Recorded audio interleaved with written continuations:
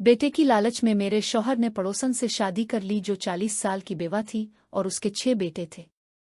मैंने कहा औलाद मर्द के नसीब की होती है, इसमें औरत का कोई हाथ नहीं, लेकिन पड़ोसन बोली मैं गारंटी से बेटा पैदा करूंगी और हुआ भी ऐसा।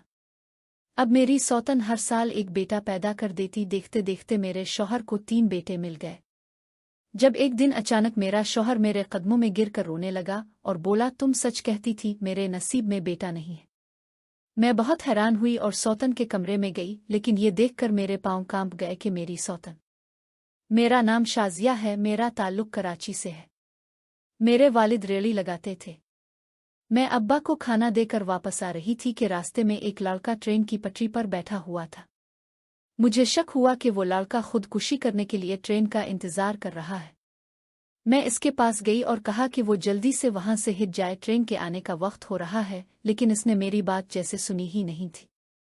मैंने इसे बहुत समझाने की कोशिश की मगर वो मेरी कोई बात सुनने को तैयार नहीं था।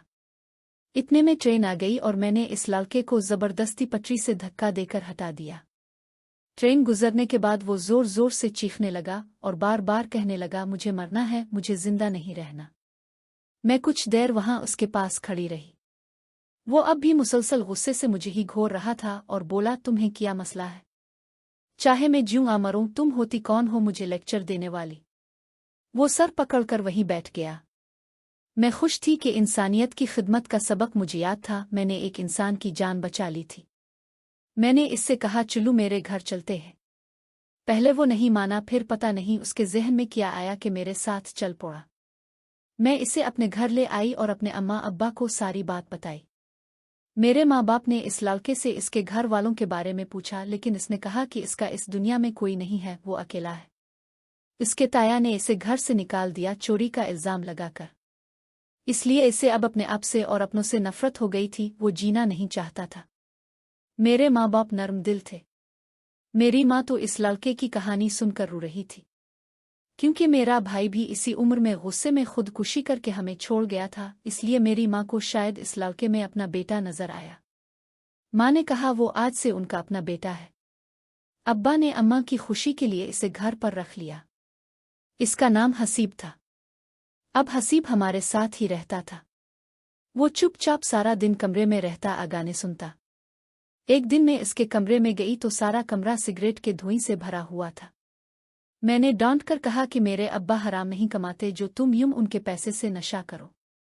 वो बोला अगर तुम लोग कोई नौकरी ढूंढ दो तो मैं काम कर लूंगा। फिर एक बुरा दिन आया जब मेरे वालिद को हार्ट अटैक हुआ और वो बच ना सके। इस दिन के बाद हमारी जिंदगी बदल गई। हसीब ने नौकरी शुरू कर दी, दिन रात मेहनत करता। अम्मा मेरे जहेज की तैयारी करने लगी। एक दिन अम्मा मेरे लिए सुर्ख लिबास लेकर आई। हसीब ने इसे देखा तो इसके चेहरे के तासुरात बदल गए। कुछ दिन बाद वो रोने लगा। इसने बताया कि इसकी एक बहन थी जो सुर्ख जोड़ा पहनने के बाद अचानक मर गई थी। इसकी मौत ने इसे तोड़ दिया था। वक्त गुजरता गया और मुझे हसीब से मोहब्बत हो गई। फिर अम्मा भी दुनिया से चली गई। अब हम दोनों ही एक दूसरे का सहारा थे। लोगों ने बातें बनाना शुरू कर दी, हमें बदनाम किया। मजबूर होकर मैंने हसीब से निकाह कर लिया। शुरू में हम बहुत खुश थे, लेकिन खुशी ज्यादा देर कायम ना रह सकी। एक दिन सच सामने आया कि हसीब ने मुझे धोखा दिया था। इसने मेरे कजिन को भेजा था और बहुत सी बातें छुपाई। मैं टूट गई।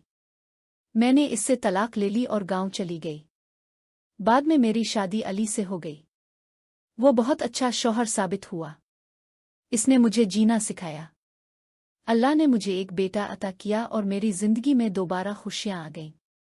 अब जब मैं पीछे मोड़ कर देखती हूं तो सोचती हूं कि शायद ये सब मुझे जिंदगी का सबक सिखाने के लिए था। मेरे बेटे की एक मुस्कुराहट मेरे सारे दुख भुला देती है। मैं अब शुक्रगुजार हूं कि मेरी जिंदगी मुकम्मल हो गई।